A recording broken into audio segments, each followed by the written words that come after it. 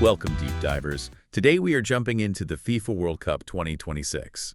We've got some great sources giving us a really comprehensive look at what's shaping up to be, well, a pretty groundbreaking tournament. We'll cover the new format, the teams to watch. Basically, our mission is to pull out the biggest updates and predictions for you. And groundbreaking or unprecedented is definitely the right word. This isn't just your standard World Cup. It really feels like it's set to change the whole landscape of the tournament. Okay, so unprecedented it is. Let's dig into the numbers then, because they really show the scale. Our sources are highlighting this massive expansion going from 32 teams up to 48. And the number of matches, it jumps from 64 all the way to 104. That's huge.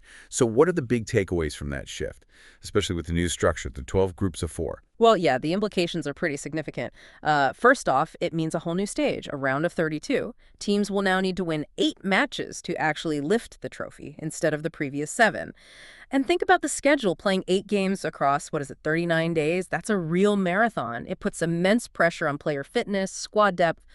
Recovery becomes absolutely critical. It might favor teams with deeper benches. That makes sense. More games, more intensity. And managing that scale logistically, that brings us to the hosting, doesn't it?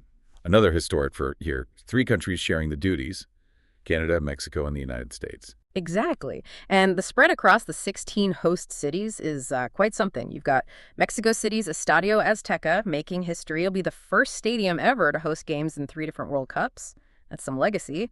And the reports confirm MetLife Stadium, New York, New Jersey gets the final, Dallas has a semifinal, and Miami gets the third-place match.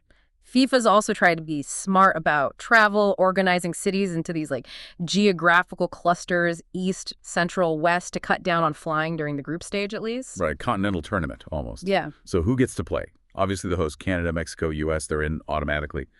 But with 48 spots, qualification must be looking different. Campaigns are underway now, right?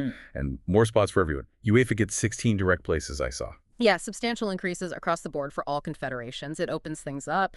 And, this bigger format also seems to be sparking discussion about potential rule changes. Pretty interesting stuff. One idea mentioned is tweaking penalty kicks. So if the keeper saves it or it hits the post, play just stops immediately, like in a shootout. The thinking is it's maybe fairer to the goalie, no chaotic rebounds, but it could definitely change how players take penalties too. More focus on precision maybe?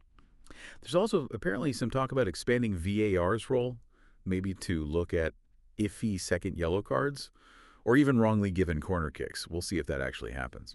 Fascinating possibilities. And beyond the on-pitch stuff, what about the fans? What's the experience going to be like? Good news is the return to the classic June-July summer schedule.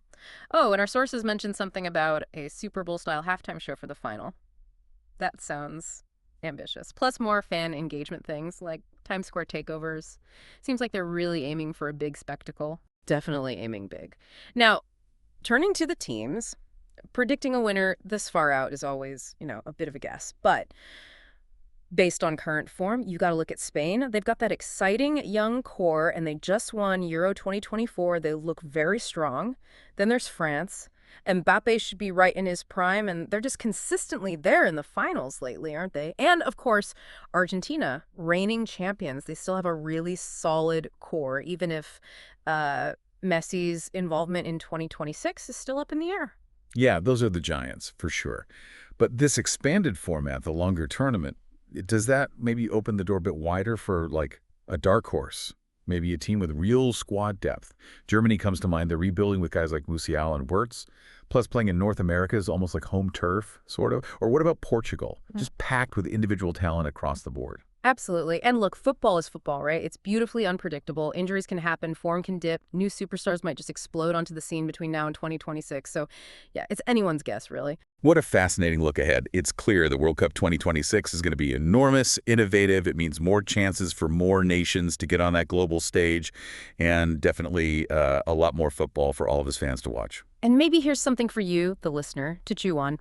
With this unprecedented scale, 48 teams, 3 host nations, how might this particular World Cup really change the game globally? Could it, genuinely accelerate football development in new regions or even help totally new footballing powers emerge? Something to think about.